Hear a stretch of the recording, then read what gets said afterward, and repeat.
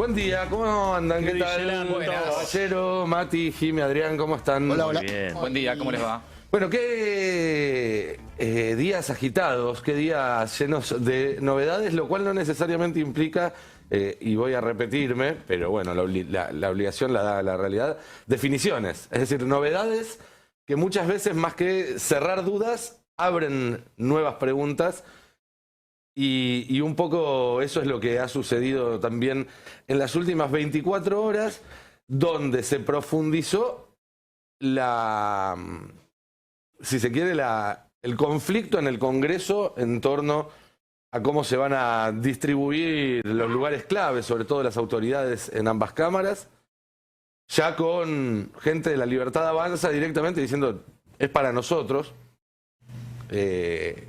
Y aprovechando, si se quiere, ese empate entre Ritondo y Randazzo para decir, bueno, salgamos por arriba, Milei, pone a alguien de tu equipo. Una solución a lo cual ayer Cristina le hizo un guiño, antes de ayer, no, ayer muy temprano a la mañana, con el tuit, en el cual ella dice que ella no va a proponer un peronista para la conducción de la Cámara de Senadores, a pesar de que el peronismo tiene la mayoría de los votos, porque eso por tradición corresponde a alguien de La Libertad Avanza. Ella no dice eso corresponde a quien el presidente designe, no dice eso corresponde a la persona en la cual el presidente deposite su confianza. Dice alguien de La Libertad Avanza. Randazzo no es de La Libertad Avanza. Ritondo, aunque se saca fotos con motosierra, hasta donde yo sé, tampoco es de La Libertad Avanza.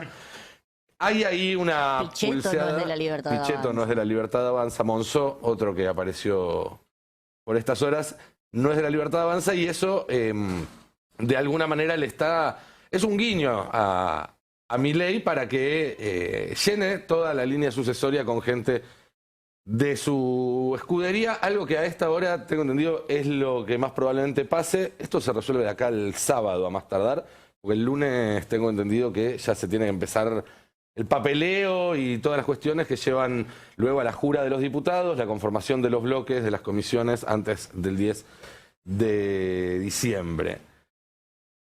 El segundo título del día de ayer para mí fue la foto de Sergio Massa, ministro de Economía saliente, con todos los gobernadores. Jime, ahí vos... Entrantes y salientes. Entrantes y salientes y de todos los colores y fuerzas políticas. Sí, viste que él siempre hizo gala de eso. Ese contacto está abierto, siempre lo tuvo. Y me parece que fue una respuesta de foto de familia que muestra institucionalidad para decir el quilombo no es nuestro, nosotros dejamos las cuentas ordenadas. Y de hecho, viste que él siempre se fija en la composición de la foto también muestra lo estamos viendo por YouTube, para los que nos están escuchando, muestra un ordenamiento, un orden, una jerarquía ahí con él en el medio. Algunos decían, bueno, es una foto política que muestra el futuro de la conducción de la oposición. Yo creo que no. No, yo no lo veo por ese Yo lado. tampoco, yo creo que es únicamente una foto que dice yo, mi gestión la dejé ordenada, la dejé tranquila. Y los gobernadores los que salieron a pedir guita para el aguinaldo, era variopinto. Tenías Sí, claro. a Frigerio, lo tenías a Claudio Vidal de Santa Cruz, que va a reemplazar a Alicia Kirchner. También lo tenías a Axel tratando de sacar un endeudamiento, una ley de endeudamiento en la provincia, ahorcado también. Sí. Bueno, eso había que resolverlo. Y había que resolverlo antes de que se fueran. Ahí te agrego otra capa de lectura, Jimé, porque está el mensaje político de Massa, que es yo entrego la llave y todo ordenado. Dejé todo limpio acá. Y el mensaje de los gobernadores diciendo, con la administración saliente dejamos todo ordenado, a partir de ahora nuestros reclamos van a quien llega. Es que eso fue lo que pasó el otro día en el Vapro, cuando se juntaron los gobernadores y llega Guillermo, lo invitan a Guillermo Franco, sí. Onda Benizos, el futuro funcionario del área del interior, que para el que no sabe es el funcionario que tiene que hablar con las provincias, o sea, el nuevo Guado sería. Y les dice, no, cuando sale de ahí les dice, no, acá el problema ellos lo tienen que resolver con la actual administración porque fue Sergio Massa el que le sacó la plata de que participaba ganancias y la devolución del IVA, así que lo resuelvan con la actual administración. Bueno, esta es la respuesta. Y hay un tercer nivel de lectura esto, porque claramente con la transferencia que va a hacer Massa, diciembre queda despejado como problema, pero sí. Es cierto que la eliminación de la cuarta categoría de las ganancias, sobre todo, y también en parte la devolución de IVA, dos cuestiones que quedaron zanjadas por ley en el final del gobierno del Frente de Todos, le retraen una parte de la coparticipación de forma permanente a las provincias y sigue siendo una preocupación. Y ayer, en paralelo a esta reunión, sucedía una negociación entre los gobernadores para presentar un proyecto de ley que dice de dónde podría sacar la plata el Estado Nacional para que las provincias compensen eso que dejaron de percibir. Y esto es lo curioso, es un proyecto que llevó Frigerio, que corrigió o que miró, le dio el visto bueno y le hizo un par de correcciones a Axel Kicillof. Y si volvemos a poner la foto, ahora después mostramos el proyecto, pero primero quiero volver a ver la foto. En la foto que estaba de los gobernadores que estuvieron ayer reunidos en el Ministerio de Economía con Sergio Massa, ahí están todos, hay votos en las dos cámaras para aprobar este proyecto.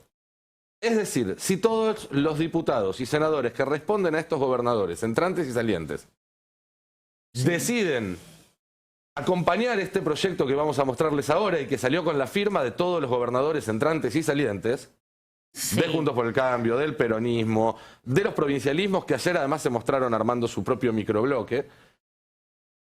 Esto puede pasar por el Congreso después del 10 de diciembre, con los números que va a haber después del 10 de diciembre, siempre sujeto a algún vaivén que puede haber en la conformación de los bloques, pero en principio los números están.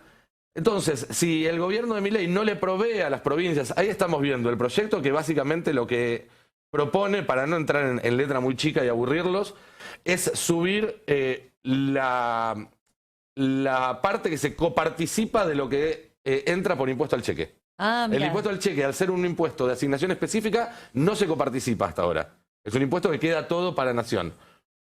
Ahí lo estamos viendo. Bueno, la idea es cambiarlo por... sí, hacerlo coparticipable la mitad de lo que ingresa por el impuesto al cheque y con eso se compensa lo que perdieron las provincias. ¿Y el impuesto país? El tema es ese. La primera alternativa que se planteaba era impuesto país y retenciones. Sí. El tema es que con el gobierno entrante no se sabe si va a seguir existiendo ni el impuesto país ni las retenciones, porque si se unifica el tipo cambiario no hay impuesto país y si se eliminan las retenciones, de más está decir, no hay retenciones. Pero digo, más allá del detalle de la letra chica, lo interesante es que lleva la firma de todas las provincias, de que están los votos para pasarlo en el Congreso y que incluso, ahí están las firmas, si pasara por el Congreso y Milei lo vetara, están los votos para insistir y sacarlo igual. O sea, se haría una liga de gobernadores en contra del Estado Nacional. Sería, a ver, le están mostrando a Milei, con nosotros no. Están diciendo no te hagas el piola porque si vamos a fajarnos mano a mano, en términos metafóricos, somos un montón y tenemos fuerza para torcerte la mano. Nada, me pareció una cuestión muy novedosa y hoy me desperté, abrí todos los diarios y no lo vi en ningún lado. Igual, ¿qué tal? Buen día, ¿cómo andan, compañeros? Es, como vos decís, más un hecho político que otra cosa, porque el impuesto al cheque en la Argentina recesiva que viene va a recaudar poco y por dos razones. Primero, porque la recesión afecta a la actividad y segundo, porque el impuesto al cheque aumenta la informalidad. Básicamente hay muchas personas que prefieren transaccionar de manera informal para no pagarlo. Para eludir, claro. De modo que en términos prácticos no va a representar un gran ingreso para las provincias. Es interesante que hayan buscado el impuesto menos incómodo de todos los posibles para no provocarle un disgusto mayor al presidente electo. Porque si lo ponen a discutir retenciones, es una discusión más profunda y más confrontativa. Es decir, lo que están haciendo los gobernadores es planteándole, haciéndole un planteo, no haciéndole un planteo, no le bajo el precio, haciéndole un planteo no muy incómodo, y con efecto práctico muy limitado, si es que se aplicara, además. Pero es cierto que lo que están empezando a hacer los gobernadores es mostrarle a Milei que los necesita.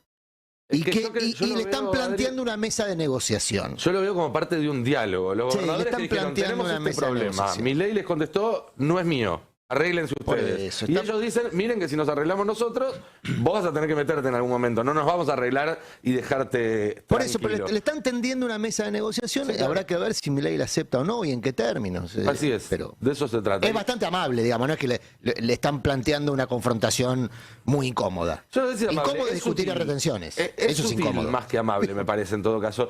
Pero al mismo tiempo empezamos a ver, por estas horas, ya las primeras implicancias en la vida real de las decisiones políticas de Milei.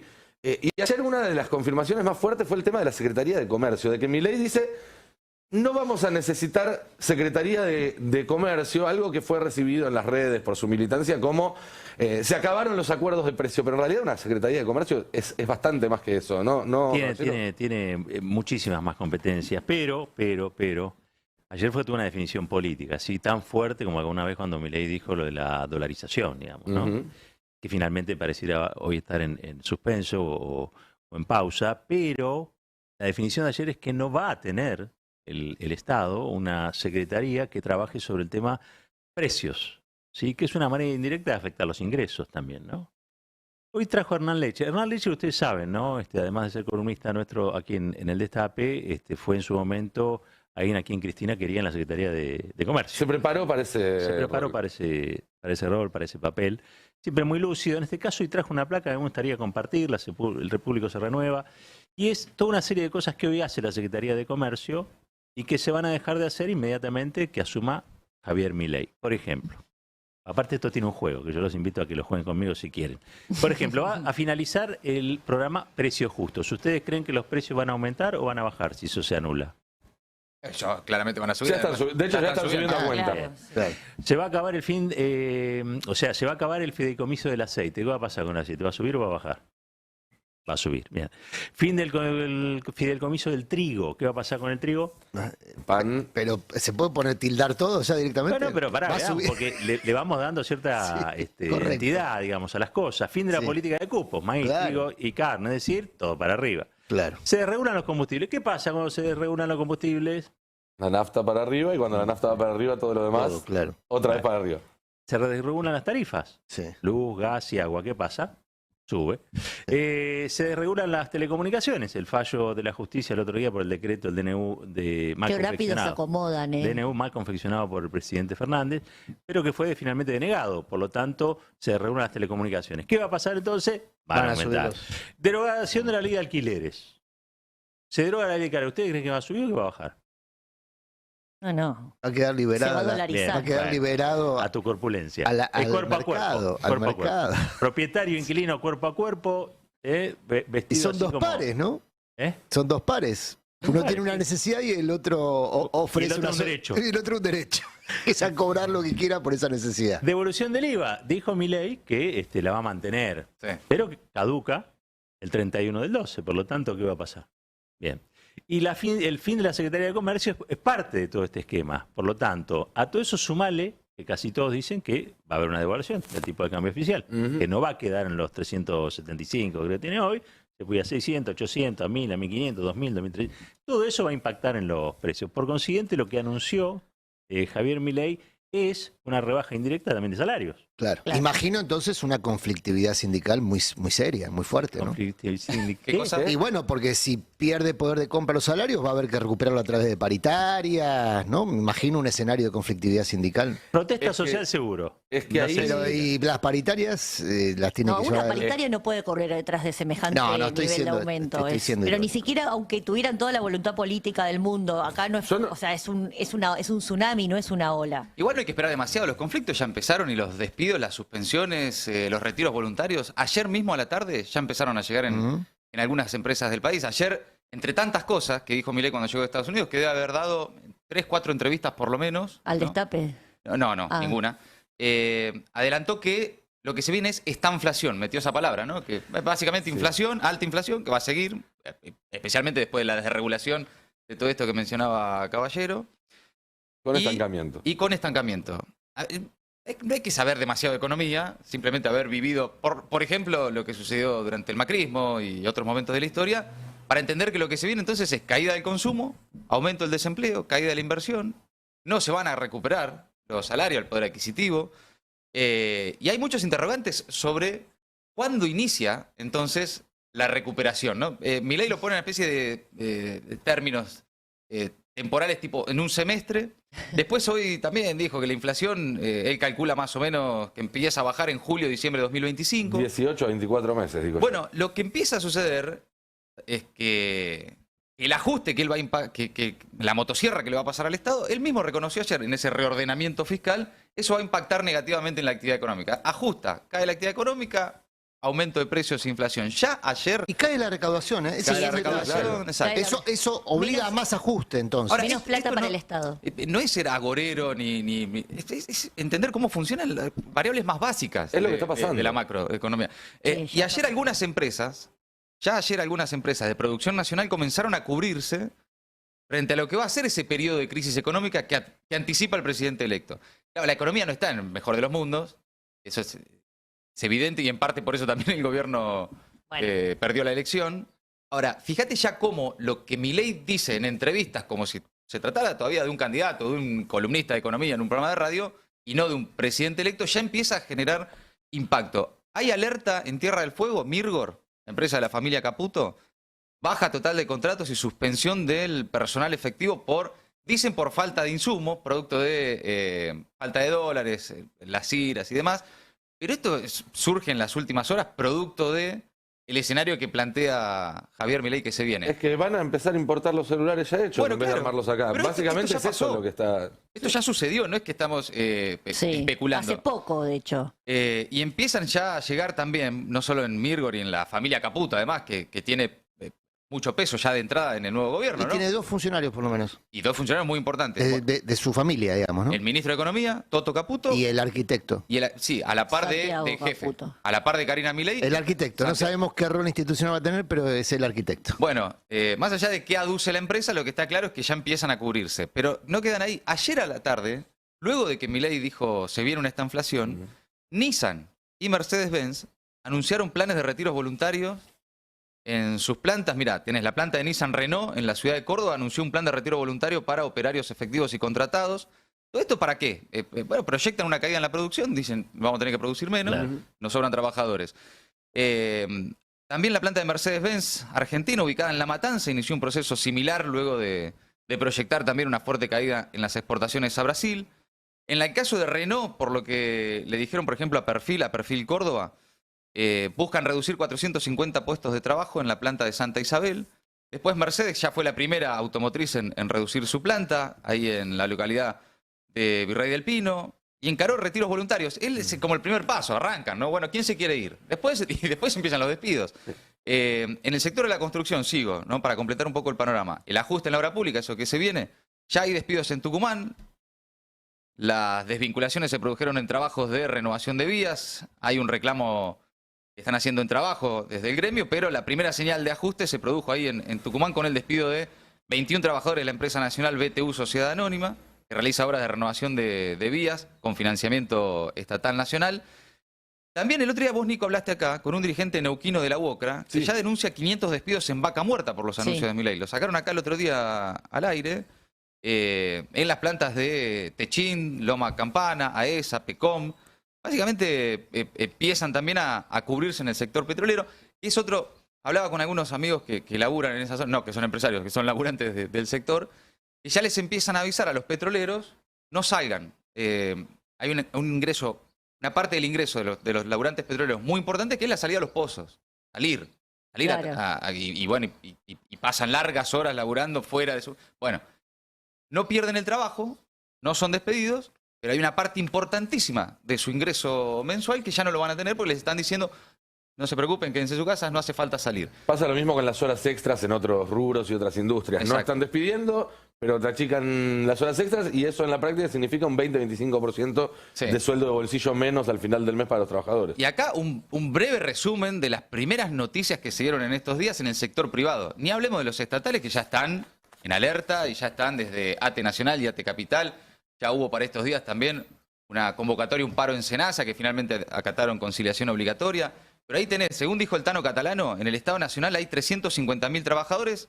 En total de lo que él calcula, 60.000 están en riesgo de perder su empleo rápidamente por tener además los peores contratos que ofrece el Estado, la precarización del Estado, en este caso le va a hacer el trabajo más fácil a Milei, para que en muchos casos contratos que terminan el 31 de diciembre no se renuevan, quedan sin laburo el 1 de enero y sin indemnización, al margen de la motosierra, los despidos y los recortes que se vienen en el Estado en paralelo, ¿no? Hay algo ahí también, ¿no? Porque la estanflación es algo que hay que evitar. O sea, no es que se anuncia, no es que, bueno, a partir de ahora, temporada de estanflación. No existe así, porque No, se va a provocar. No, es que en este caso se va a provocar. Al anunciarlo estás anticipando, o sea, estás dándole información a los empresarios para que anticipen estas movidas, que además funcionan como una cascada. Porque cada una de estas industrias que está reduciendo su producción, que está reduciendo su productividad, a su vez compra insumos o servicios o contrata servicios a otras empresas que también van a haber reducido su flujo de trabajo. Y los trabajadores que dejen de tener un sueldo, que pasen a tener un sueldo más bajo también, van a gastar menos, van a ir menos a salir a comer, van a ir menos al supermercado o fijarse más que compran cuando van al supermercado, no se van a ir de escapada el fin de semana.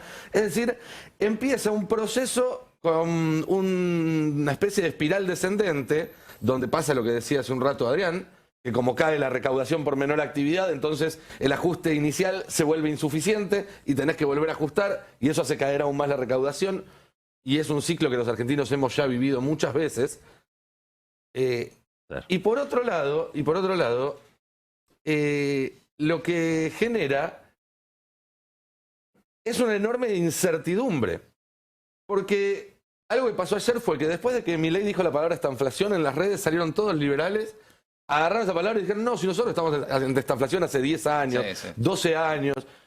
Y la verdad es que me impresiona viendo este repaso, ¿hace cuánto que en los títulos de los diarios los despidos no eran un tema? Bueno, 4 años, esa es la respuesta, ¿no?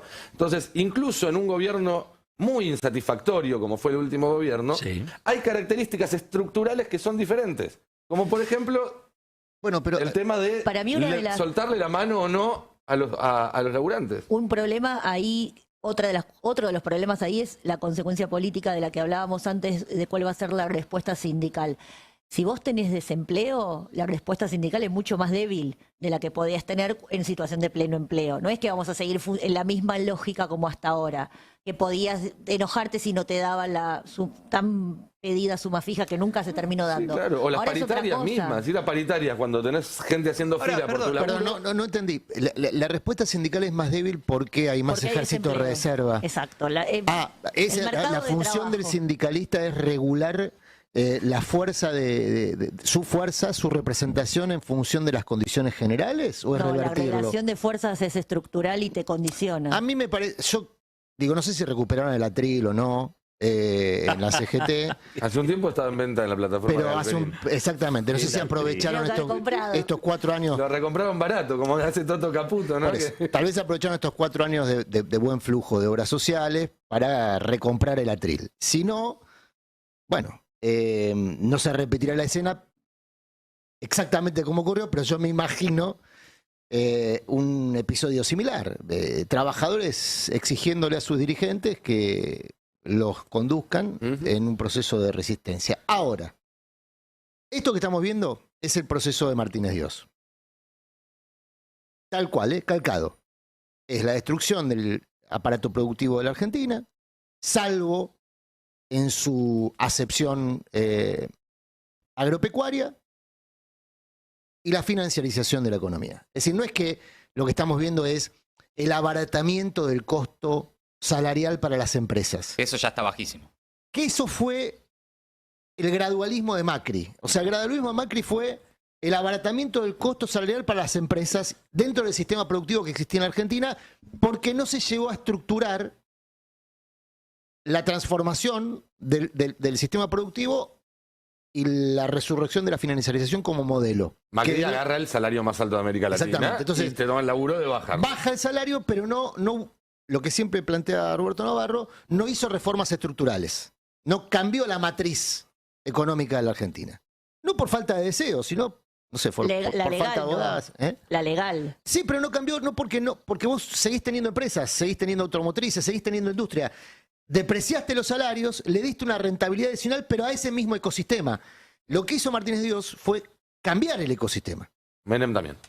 Y Menem, por eso siempre marcamos esa continuidad, esa secuencia. Martínez Dios, Menem, Macri en parte. Macri en parte, porque no logró hacer reformas estructurales, como sí hicieron los otros dos. Y bueno, ahora Milei, que sí plantea ese... La reforma estructural de regreso al Macri en futuro. realidad es volver a meter al fondo. Sí. Ese es el factor más estructural que logra modificar Claro, Macri. La condición- pero porque condiciona, pero Sí, no es un cambio de matriz productiva, de matriz Sí, económica. metió un cambio que para mí es importante destacar, que se llamó en su momento y se va a seguir llamando la uberización de la economía, que hasta ahora no estaba, Sí, y pero que eso haya es global, trabajadores eso era de global también. plataforma. Pero eso es global, Jimena. Eso es global, bueno, La entró con economía Macri. está bien, entró con bueno, Macri. pero no podía no evitarlo, digamos. No, está bien, pero ya en Ocurre otros todo el lugares mundo. se están sindicalizando, en Amazon se están sindicalizando, Sí, o sea, sí, claro. acá entraron... Bueno, no es responsabilidad de los gobiernos sindicalizar a los trabajadores, ¿no? No pasó nada ahí. No, pero para sí. terminar con esto. Entonces, La Secretaría de Trabajo y Previsión, ¿qué fue, compañero? Me extraña. sí, pero en este tiempo me parece que Hace desde tanto, los 60 para acá no hay. Cuando era cuando- secretaría y todo. Pero termino con esta idea muy sencilla. Lo que ustedes están describiendo, tanto con la Secretaría de Comercio, que es la depreciación del poder de compra de los salarios, ¿no? Porque para eso se destruye la Secretaría de Comercio y cualquier sistema de contención de precios. Y los despidos, que son caras del mismo dado, tiene otra cara, que es esta reforma estructural que tiene en marcha Milei, que es volver al esquema de deuda y fuga y financiarización de la economía. Una economía de servicios a la cual le sobran trabajadores. Claro. Eso yo tengo para mí como gran duda, como gran incógnita, la tolerancia social de ese proceso. Menem tuvo una alta tolerancia social, ¿eh? Tuvo 5 o 6 años de tolerancia social. Hubo una sociedad que acompañó, votó, aplaudió. No se tomó 2 años mientras enteros de iba- esta inflación, Menem, para estabilizar. No, pero Lo tuvo- estabilizó rápido. Tuvo 2 hiperinflación, una la provocó él y la otra fue anterior. Pero al segundo año de su mandato ya estaba estabilizado y la gente estaba viviendo mejor de lo que había vivido en los 5 años ¿Qué anteriores. gente? No, al principio eran la mayoría. Al principio era la mayoría, cuando se estabilizó, Pasamos del 92, 6%, 94. del 6% de desocupación al 25%. No, 92, 94. Estoy hablando de los Pero primeros años, el proceso fue del primer día, ¿eh? No. Digo, los despidos. Sí, pero en el interior del país, o sea, en Argentina se gobierna desde Buenos Aires. Es No hasta entiendo lo que están diciendo. hasta Perdón, que no ustedes sea dicen- masivo. Lo que- No, pero lo que digo aparte es que está reñido con la estadística. No, lo con que la digo es que historia, Menem perdón, tuvo, no entiendo lo que están diciendo. consenso social Sí. porque logró cumplir parte de su mandato. Porque terminó con la inflación. Claro, exacto. Sí. Bueno, Milei ahora está salarios diciendo que eran eso es un proceso que le va a llevar 2 años. Yo estoy abonando a tu teoría. No sé si hay paciencia social para esperar 2 años esa Y un estabilización. dato Por eso yo clave, lo planteo los como una salarios eran incógnita. altos, eran en dólares. Los salarios de la gente que teníamos trabajo, tenía un salario alto. La Pero- gente que no tenía está trabajo bien, no tenía está nada. bien, pero esperen, O sea, muchachos. ahora los salarios son Igual en por dólares yo estoy bajísimos. coincidiendo con vos, no te estoy pero discutiendo. esperen. Me parece que hay una historiografía que hay que revisar con el menemismo, ¿eh? Yo entiendo que hay una intención de revalorizarlo. Menem pasó del 6% de desocupación al 25%. Pero Del no 8%. estamos Estamos discutiendo analizando eso. el ¿eh? comienzo. 8% de Estamos pobreza y analizando indigencia al de por qué, 40%. por qué tuvo 6 años de paciencia. Es lo que vos estabas No, yo planteando. lo que creo es que la hiperinflación, como ocurrió en todos los países que vivieron hiperinflación, ¿Disciplino? son Sí, disciplinadores. claro. Bueno, sí. a eso iba. Pero, A eso iba. pero esa paciencia que tuvo Menem, la sociedad frente a Menem, estuvo apalancado de toda una campaña de demonización del Estado y demás, que se parece mucho a la de ahora, con una diferencia. No existían ni redes sociales, que aceleran mucho los procesos políticos, aceleran muchísimo los procesos políticos, y no existían, creo yo, recuerdos relativamente recientes, porque ya van quedando cada vez más sepia, de momentos mejores. Para ir a un momento mejor en el gobierno de Menem había que irse hasta los años 50.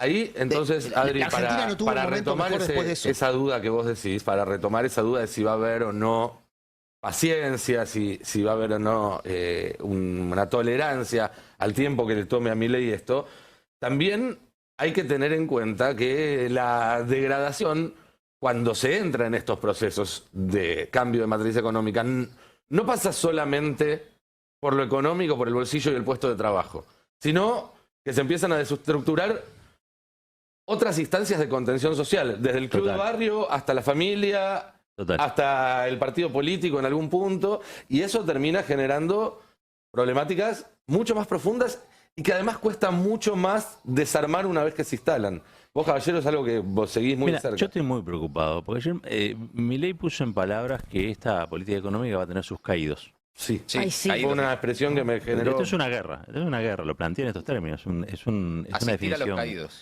Exactamente, y dice que va a ser el Ministerio de Capital Humano, ¿no? Que no sabemos muy bien qué es, pero que va a tener un montón de competencias de áreas que antes El Ministerio eran... de Mindfulness. Claro, bueno. ¿Qué sería, por las dudas? Desarrollo social, salud, educación, Sí. todo junto. Trabajo. Todo. Es una especie de superministerio que va a administrar lo que, en teoría, por filosofía, no estarían en condición de administrar. Básicamente es un ministerio de todas esas cosas que nos importan a los peronistas y a ellos no. Exactamente. Es como meter el artículo 14 bis, ¿entendés? El Ministerio Derogamos 14. la Constitución del 49, pero creamos un artículo del 14. Y bueno, derogamos todos los derechos, pero vamos a poner un ministerio que atienda la forma en los que esos derechos son reemplazados por carencias. No, perdón, pero lo tengo que resumir de esa manera. Ahora, ustedes mismos describieron recién una situación donde va a caer la recaudación. Es decir, que el Estado va a tener menos fondos para eso. Es verdad que hay a veces instancias del Banco Mundial, etcétera, etcétera, que te aportan.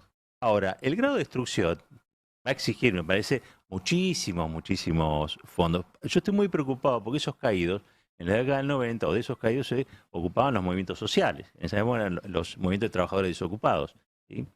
Que protestaban, contenían, hacían la olla popular, hacían todo un papel que el Estado había desertado de hacer producto de las políticas neoliberales de Menem y Cavallo.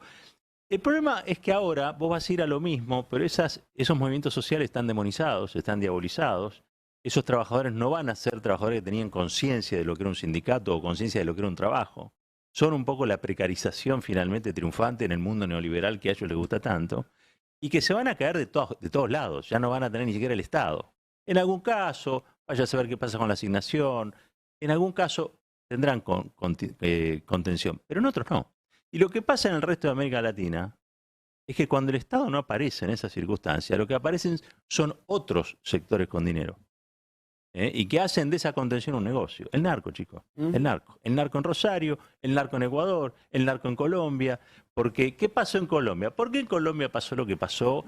Matan a un líder del movimiento social más o menos por semana en Colombia. Cuando no matan dirigentes políticos también, ¿no?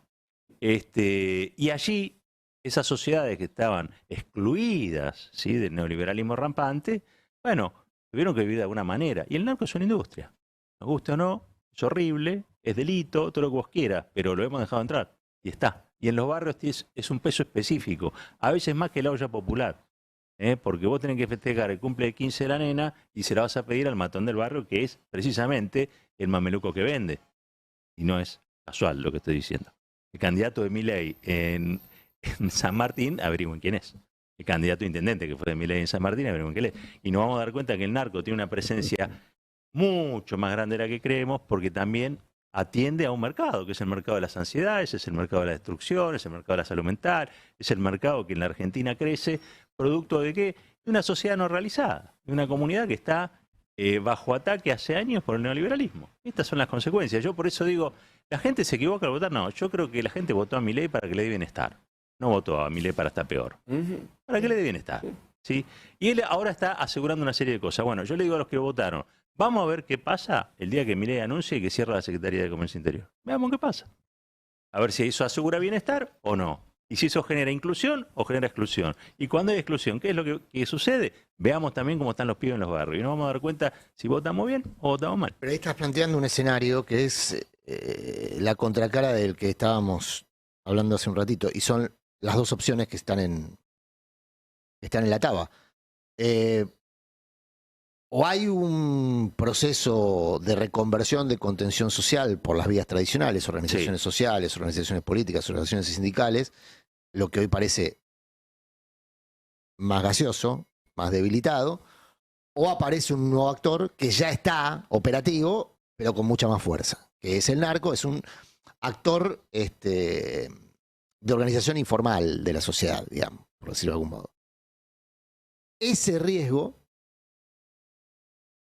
es causa y produce al mismo tiempo más fragmentación política, porque la necesita, se alimenta de eso.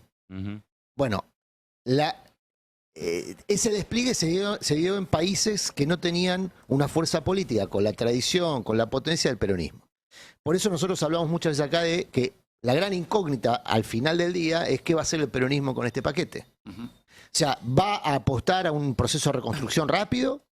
Fíjate que empezamos hablando de los gobernadores y ahí teníamos un intercambio con Nico respecto a qué mensaje era este documento de los gobernadores, si era un mensaje amable, si era una sutileza, pero lo que es evidente es que no hay un plan de confrontación en lo inmediato. Porque, bueno, el resultado electoral fue muy contundente, Sí, nadie claro. quiere dejar expuesta la cabeza, va a haber persecuciones y nadie quiere ser el perseguido, naturalmente. Todo el mundo está, como vos bien decías ayer, en un proceso de repliegue, no, atendiendo el repliegue. Atendiendo el repliegue. Bien. Ahora, el tema es que la velocidad que propone Milei para el nivel de destrucción de la calidad de vida es muy rápido. Sí. Bueno, pero Y eso si no es- tiene cortafuegos, si no tiene anticuerpos y no tiene quien los estructure, desde los partidos tradicionales, se los lleva puesto. ¿eh? Yo quiero agregar ahí, no solo Se es lo lleva rápido, puesto. no solo es rápido, sino que es para todos. Porque está claro que la sociedad, más de 14 millones de personas votaron a un tipo que estuvo meses con una motosierra en la mano. Por lo tanto, uno puede suponer Sí, que la idea de claro. ajuste está bastante instalada, ¿no? Ahora, se suponía que el ajuste era sobre la casta, sobre la política, que le iban a pagar otros, que el ajustado iba a ser otro. La estanflación, esta era de hielo que anuncia Milei de cara a lo que viene, Mm. le pega a todos, no se salva nadie de esa, y especialmente, yo quiero saber qué va a suceder, ¿no? Ya están los sectores que están muy complicados y que vienen complicados, y tenemos 40 puntos de pobreza, habrá que ver ahí en ese sentido cómo desde el Ministerio de Capital Humano se atiende a los caídos, como Pero dice a todos Milei. no, Ahora, a los caputos no les pega. No, ¿eh? bueno. Ellos ya se están preparando para la economía financiera. a todos los que vivimos de un Ah. sueldo, A de, todos o- no- o no de nos correr, o de afecta. correr el día a día. Pienso, Sí, los comercios. todas esas desregulaciones que se vienen, naftas, tarifas, la prepaga se va a regular, es 40% aumento de la prepaga. La clase media anda a buscarla a Google después de ver qué Sí, era. sí, ¿eh? sí, tal Sí. cual. La tenés Bueno. que googlear después. ¿Qué era la clase media en la Argentina en 6 meses? Ujú. No, no Bueno, es lo que por más me eso- preocupa. Es que te ahí digo. me parece que es importante también marcar que dentro de los gobernadores tampoco es que hay una única posición y No, claro. el comunicado o el proyecto de ayer fue la síntesis. Vos ahí tenés desde gente como Axel o Infran a gente con ganas de arreglar, con más ganas de arreglar, Jorge Macri y demás, hasta algunos del PRO que están viendo cómo se alejan, hasta algunos del peronismo que están viendo cómo se acercan. No, está hay, claro. hay de todo un poco. Sí, Se de ordena, ¿no? Sí creo que hay que prestarle mucha atención, teniendo en cuenta este apuro que vos decís, y que es algo en lo que yo insisto mucho. Si cuando esto colapse, que esperemos que no sea pronto, pero en algún momento un plan como este va a tener un momento crítico. Si él siga adelante. Bueno, lo sigue dicen adelante. ellos, no estás diciendo nada que no digan ellos. Si esto termina colapsando y no se logró reconstruir una salida popular, nacionalista, por izquierda o progresista, o pónganle el nombre que quieran, no hay ningún capítulo del libro que no diga que el que viene peor de Milei no puede ser peor que Milei. No estamos en los bordes todavía de las posibilidades de cuánto puede degradarse más la situación institucional, la situación democrática, la cantidad de violencia y también la económica. Entonces, ahí hay un proceso que se está empezando más sordamente ahora, y yo creo que después del 10 de diciembre va a salir a la superficie, que es el del recambio institucional del PJ. Yo En el quería- PJ bonaerense, porque en marzo caducan las actuales autoridades y tiene que renovarse sí o sí, más allá de que la Corte Suprema está guardándose una carta para meter en ese tema también.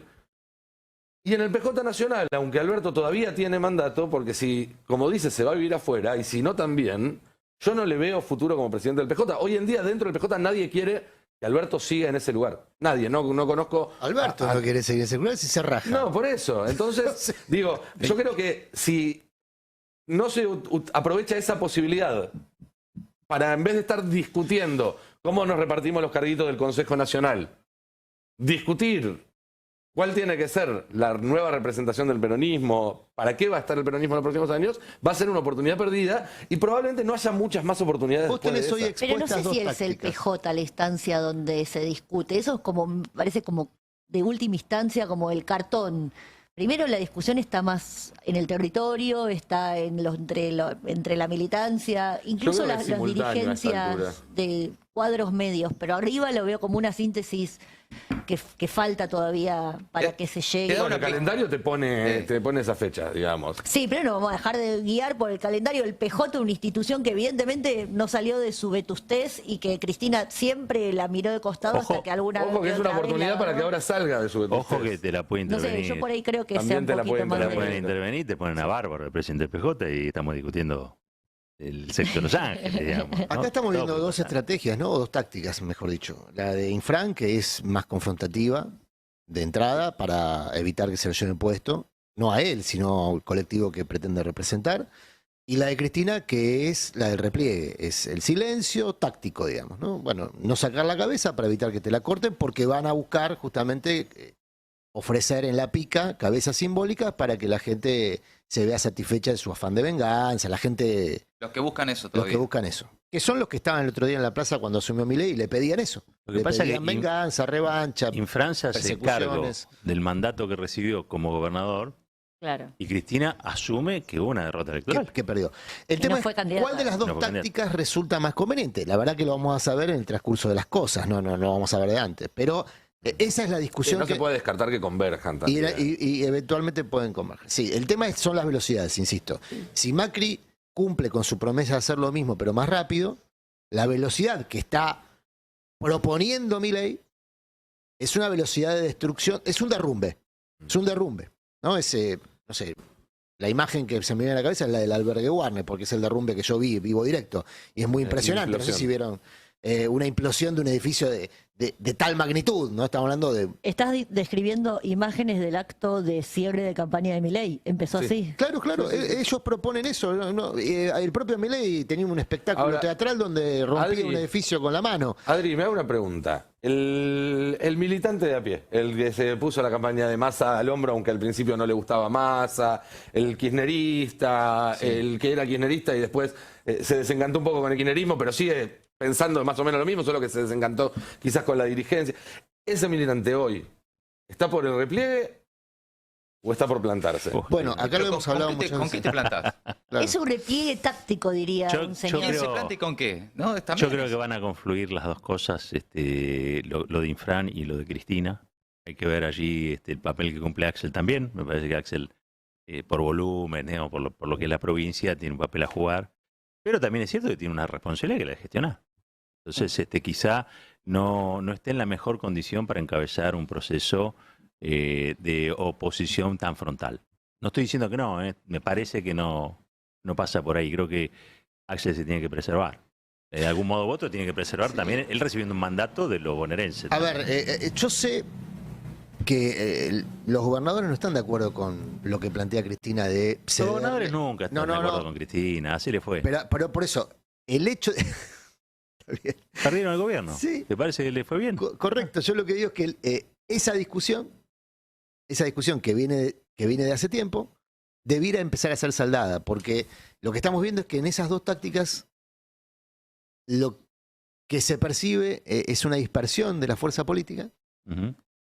y lo que preguntaba Nico, y un poco lo decía Mati el otro día, y el pie cómo está. Y el pie está levantándose del acelerador, no quiere saber nada, porque también son muchos años de desgaste, de ponerle el cuerpo a un gobierno fallido, en este caso, como Bueno, el que, yo creo que como el gran pasó. desafío- No, y perdón, y además hay un Sí. sector de la, vamos a poner la militancia silvestre. La ciudadanía, ni siquiera militante. La ciudadanía, los que adhieren, además los que no viven de la política, ¿no? Los que en sus tiempos libres le dedican a sus convicciones un rato de militancia, esa gente también va a estar corriendo la coneja diariamente a partir de lo que viene. ¿Y qué tiempo tenés también? ¿Y qué urgencias tenés también para pensar si el repliegue, si la táctica, si...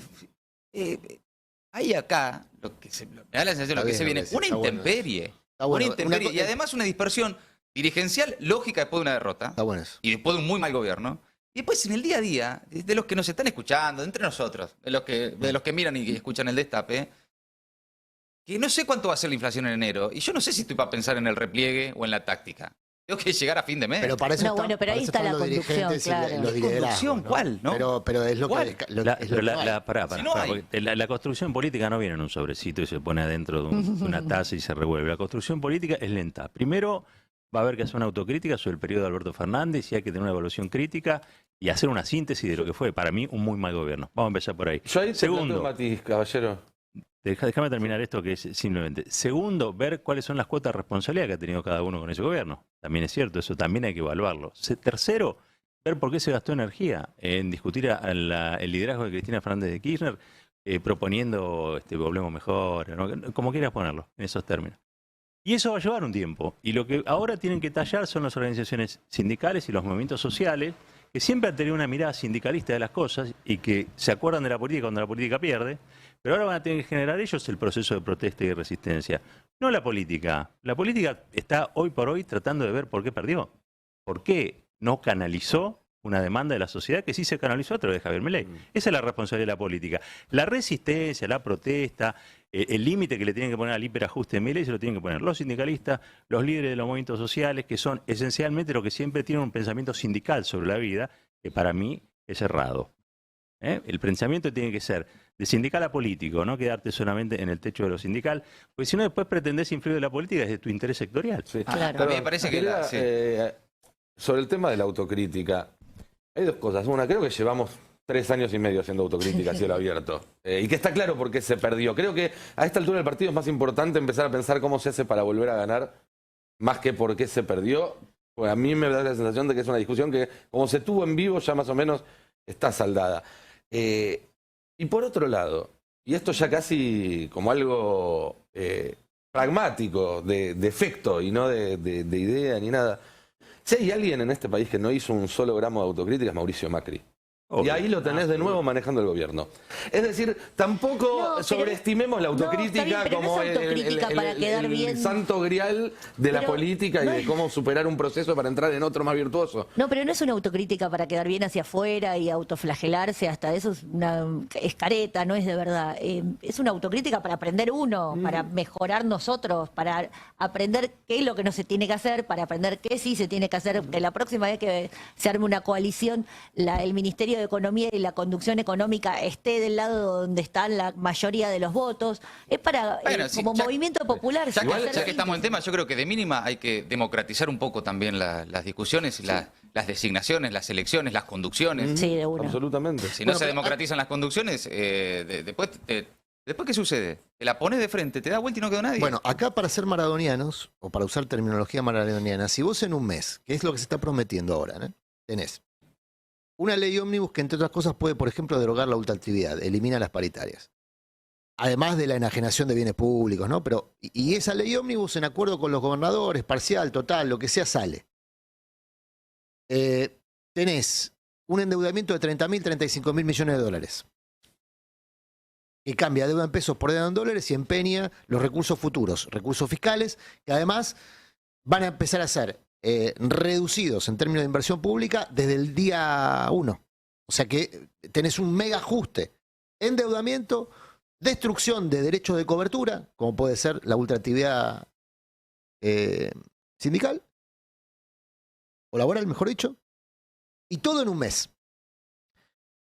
A mí me parece que el tema de la autocrítica, o el tiempo, que yo coincido, que demora la construcción política, va a contramano de la velocidad que van a adquirir los hechos.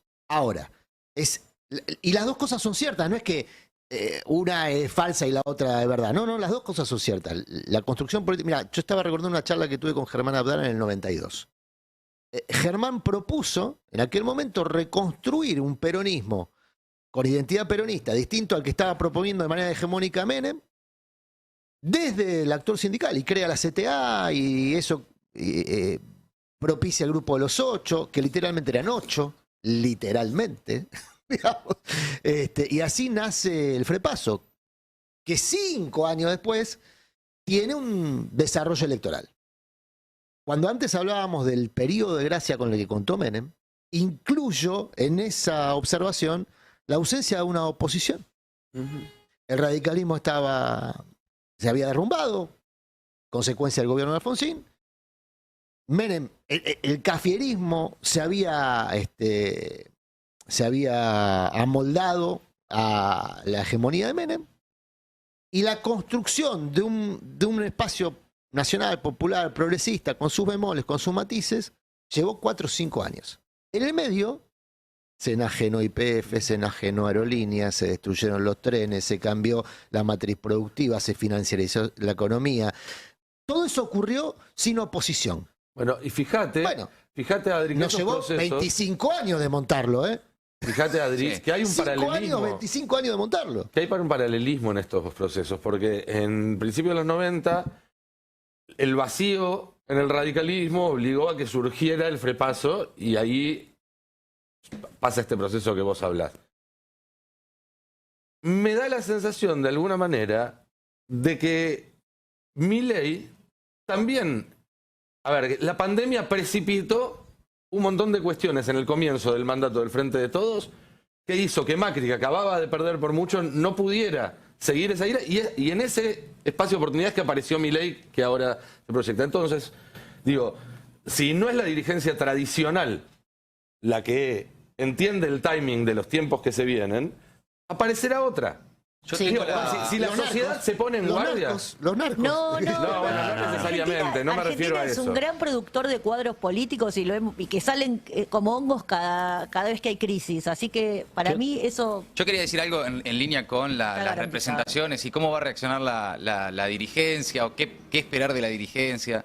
Yo creo que por estas horas ya tenemos una pista, si uno observa las redes sociales, los comportamientos de los últimos días, siguen desconectados. La desconexión que los trajo hasta la derrota permanece y yo no sé cuándo vuelven a conectar, no sé de qué forma vuelven a conectar, porque si mientras tanto nosotros estamos hablando de que se viene la era de hielo, de que se viene una estanflación, que ya empiezan a llegar telegramas de despido, que ya empiezan a llegar aumentos en la vida cotidiana, y vos ves que lo que surge de la política son fotos en selfie con los dedos en B y todos sonrientes despidiéndose del Congreso, subiendo a TikTok, que le saca una foto a tal, que acá, que no sé qué, sonrisas de, bueno, nos vamos, ya vamos a volver, hay que aguantar. Mirá, lo que pasa es que en el territorio, en la diaria, hay mucha gente que nos está sacando selfie mientras pierde un espacio político o un cargo político. O un trabajo. O un laburo. O un laburo. Entonces, esa reacción de selfie, dedos en B, mirá, me estoy yendo a la cámara, pero algún día vuelvo, me da la sensación de que ratifica la desconexión que tiene hoy la conducción política de las cosas que suceden en la vida cotidiana de las personas. Bueno, misma desconexión que, qué sé yo, se ha tenido en un sector del peronismo, bancando políticas imposibles que llevaron a la derrota, ¿no? O sea, hay algo que yo insisto, no tenemos que esperar mucho de la política en los meses que vienen, más allá de que a mí me interesaría o me gustaría, pero no hay que esperar. De la dirigencia, ¿no? De la dirigencia política. No, de la política hay que esperar siempre todo, pero no de la dirigencia política. Porque la dirigencia política, en estos casos así, cuando hay tanta revuelta, me parece que lo primero que hace es tomar distancia para ver desde dónde y para qué y con quién acumula. El ¿sí? famoso de sencillar hasta que aclare. Exacto. Nosotros tenemos un sabio en la Argentina, que es como una especie de Buda, a que uno puede acudir cada tanto y explica ciertas cosas. Total. No como lo explica Moreno, pero sí como lo explica el propio Perón. Hay algo que me parece que va a ocurrir, y pasó en los 90, y creo que recién lo resumía muy bien Adrián, porque el proceso que se dio cuando Menem asume fue un proceso muy parecido al que vamos a tener acá. ¿Sí? Muy parecido. Totalmente. Es más, yo sinceramente creo que aquel fue incluso mucho peor, porque a la vez se estaba dando la caída del muro, la disolución de la Unión Soviética, el fin de la Guerra Fría, Estaba el fin de la Kissinger vivo. historia. Estaba Totalmente de Kissinger acuerdo. Estaba Me Kissinger parece vivo. que totalmente el contexto internacional es muy otro. Ahora está ganando el proteccionismo, no está ganando el liberalismo. Por eso digo, estamos en otro mundo con algunas cosas parecidas y en otras muy distintas. Ahora, lo que yo noto es que esta ha sido una derrota y un llamado de atención muy importante a la política, a los dirigentes políticos del campo popular. Lo que va a venir ahora, indudablemente, es un proceso de protesta, de movilización y de gente desobediente que no se va a querer aplastar la cabeza. Y en esas luchas van a surgir nuevas referencias. Y si esas luchas salen de lo sindical, o de lo específicamente sectorial, y pueden proyectarse políticamente, es donde empieza nuevamente un nuevo ciclo de recuperación de la dirigencia política del campo popular. Los que están hoy, sea quien fuere sea quien fuere. ¿Nuevos intérpretes para nuevas canciones, estás diciendo? No, yo no. Ah, No, pero Sí. ¿sabes por qué no me gusta lo de la nueva canción? Yo te lo aclaro. Ya sé, te estaba Porque provocando. el volver mejor no funcionó. Las Pero palabras es no otra dicen... cosa, es a futuro. Las Va, palabras- no las- quiero ser exégeta, pero... Las palabras no te resuelven. En todo caso describen lo que pasa, pero no te lo van a resolver. Entonces yo digo, vos querés una nueva canción, bueno, primero que nada construir un pentagrama. Construir un pentagrama es organización política. Y la organización política no es tener el local del PJ. La organización política es dar este tipo de discusiones en los barrios, con la gente, y ahora ver quiénes son los que le ponen el cuerpo a lo que dicen Total. y los que salen corriendo. Y siempre te vas a dar cuenta que va a haber un bocio y va a haber los otros que se sacan fotos y los que dan son dadores de gobernabilidad. Y los que resisten son siempre los mismos. Y a eso yo los miro, porque cada tanto te dan una sorpresa y te ponen un Néstor Kirchner en la presidencia. A eso hay que mirarlo. Sí, yo insisto con el tema de la velocidad. Déjenme aportarle para el cierre un nuevo personaje para que lo tengan en consideración. Se llama Daniel Tiliar. Qué lindo. Me gusta esto. Porque cuando yo planteo que esto va a ser muy rápido y que se está acunando un nuevo modelo o la remake de un modelo productivo que la Argentina ya padeció, con Martínez Dios y con Menem particularmente. Bueno, este señor que están viendo allí en pantalla, quienes están siguiendo la transmisión por YouTube o por el 20 de Telecentro, es el titular del Banco de Córdoba. Fue funcionario de Domingo Cavallo y es uno de los cabalistas que se están sumando al gobierno de Milei. No es el único. Mira. Ahora, es muy significativo porque es el que se promueve como director del banco, presidente del Banco Nación. El Banco Nación es el principal banco del país, se supone que es un banco de fomento, pero se puede usar para muchas cosas. Lo hemos visto durante el gobierno de Menem, por ejemplo, financiando la expansión de Mercado Libre a costo muy bajo, ¿no? Aquel empresario como Galperín que denosta al Estado, pero se sirve del Estado para sus propios intereses, ¿no? Cosa que vemos muy frecuentemente como comportamiento empresario. El Estado está mal, salvo que me beneficie directamente. Y de manera abusiva, porque en ese caso el crédito que le habían dado a Galperín era un crédito por fuera de las reglas del mercado, de las reglas y de las consideraciones del mercado. Bueno, el señor Tiliar tiene, como dice el tango, una familia. ¿Por qué digo como dice el tango? Me refiero a Chorra, no sé si lo tienen por ahí, si lo tienen presente. No, ¿cómo, señor? No, porque Chorra hace una descripción de una persona y al final no es que dice... estás Pensé que le estaba diciendo algo a alguien. No, Canceladísimo el tema. y termina diciendo, vos, tu vieja y tu papá. O sea, una familia, describe una familia. Claro. Bueno, se dedicaban al rubro. Bueno, en este caso toda la familia Tiliar se dedica al mismo rubro, que es el tema de las finanzas. Tienen tradiciones. Las tradiciones familiares está bien. Se dedica al mismo rubro. El hijo es el dueño de Max Capital. Max Capital tal vez le suene porque es la financiera que protagonizó la última corrida.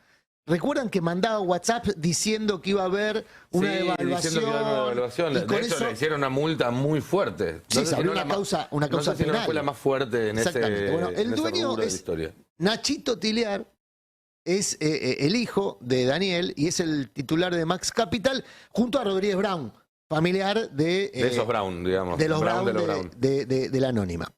Bueno, y la esposa del señor Tiliar, Julia Couso Peñalosa de Tiliar, estuvo involucrada en una causa por malversación de fondos del PAMI y de la ex DGI a través de una gerenciadora de salud que funciona en la provincia de San Juan, a través de una financiera que se llama Panasis. Es decir que, insisto, estoy haciendo una alegoría tanguera, pero en el tango Si tirás Chorra $1 se en habla... esa casa, no toca el piso, ¿no? Lo bajan rápidamente. Está todo afuera la guita, Lo fugan afuera de la rápido, casa. lo fugan rápido. La Pero dejan del lado de vos afuera. tenés acá un grupo familiar con expertise. ¿Expertise en qué? ¿Expertise en qué?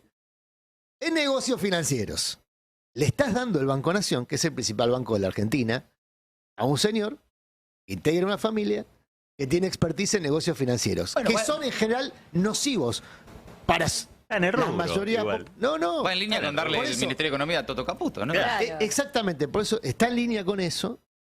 La lógica del zorro en el gallinero, ahora poniéndome serio, la lógica del zorro en el gallinero, insisto, con la decisión de aplicar todos estos negocios de manera muy rápida, en la suposición de que tal vez no haya mucho tiempo para hacer los negocios y llevarse la guita. Empiezo a suponer que el principal obstáculo para el nuevo gobierno es que se pisen los negocios entre ellos y se... ese es mío. Ahí puede haber... Es un desbande de negocios. La pelea por el joystick. La pelea por el joystick de la que estamos hablando. La pelea por el joystick. Pero ojo, porque también el tema de la velocidad puede llevar a que mucha de esta gente piense un saqueo rápido. Un toco y me voy. Porque hay que ver cuánto aguanta, digamos, ¿no? La sociedad frente a semejante despliegue de zorros en gallineros. Bueno, 6 meses, ¿no? Dijeron. Dijo Milei. Y el gobierno de Macri. 18. El gobierno de Macri también tuvo mucho de eso. Mucho, pero por eso aplicó, dice Macri en su libro, se vio obligado a aplicar el gradualismo. Para darles tiempo de sacarla toda. Y hay varios que se quedaron adentro y son parte hoy en día del problema. Claro. Digo, buena parte del problema macro de la Argentina de ahora son los fondos que quedaron atrapados en pesos cuando se puso el cepo. En realidad lo que explica Macri es que él tenía un proyecto de poder en 2 partes y en 8 años. Una primera parte era el primer mandato y una segunda parte del segundo mandato donde iba a aplicar las reformas estructurales que no aplicó. Eso quiere hacer ahora, básicamente. Ahora lo quiere hacer... Quiere que lo haga Milei. Milei quiere que Milei cargue el costo de eso. Animémonos y andá. Claro. Ahora, hay que ver hasta qué punto logra Macri que Milei haga eso, porque la reunión de gobernadores de opositores del martes sacaron un comunicado en el que dijeron nosotros no somos cogobierno. Me parece bien que haya dirigentes como Macri que lo guíen ante un eventual gobierno de debilidad. Lo dicen los comunicados de los gobernadores opositores. Sí. Y hoy ya salió Macri a través de su escriba, Hernán Iglesias Cilia, a decir que los gobernadores electos de ambas coaliciones están muy en la chiquita y no parecen entender la situación. Siguen pidiéndole toda la nación que está quebrada, poca grandeza. Creo que podría llevar la firma de Macri. ¿Quebró la nación más? No creo. No creo. ¿Vieron que hay nuevo vocero, Adorni, que tiene mala pata? Porque una vez tuiteó. No me meto en los problemas traumatológicos de nadie. No. Pero en serio, tiene mala pata. Porque una vez, no sé esto que. No, pero bueno, no importa. Hay un nuevo vocero. Ese es el nombramiento. El nombramiento, no veo nada. No es de la oficina del presidente electo. Una vez vio a Brenda Uliarte en Crónica TV y tuiteó: esta tendría que ser. Ahí está. Esta vendedora ambulante de algodones de azúcar 2023. ¡No! Sí.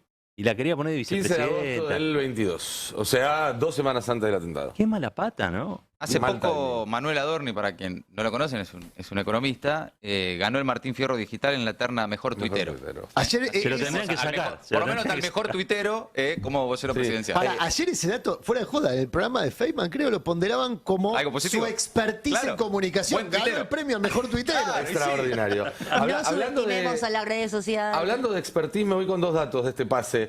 El primero tiene que ver con un nombramiento que no está pudiendo hacer Milei, que es secretario de Legal y Técnica. Probablemente uno de los 2 o 3 cargos más importantes de todo gobierno, porque es el que se encarga de que no vayas en cana. No solamente no tiene nadie propio para poner, sino que está ofreciéndole esto a gente del entorno del actual gobierno. Rarísimo, rarísimo. Obviamente vía Arnequian, porque todo esto tiene que ver obviamente con las largas redes de Arnequian, pero que un presidente no tenga a alguien de su confianza para darle la firma es muy particular. La otra noticia es que Diana Mondino, que va a ser canciller, hace un rato nada más, en una comunicación con un medio colega, confirmó que la Argentina no va a aceptar la invitación para ingresar al BRICS. Empezamos a ver las consecuencias del viaje de Milei a Washington de esta semana.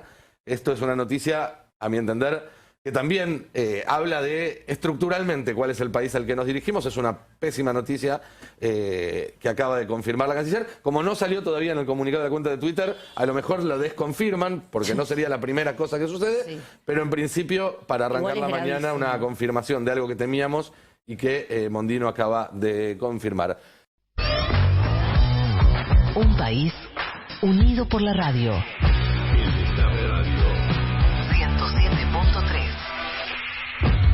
Nuestra radio.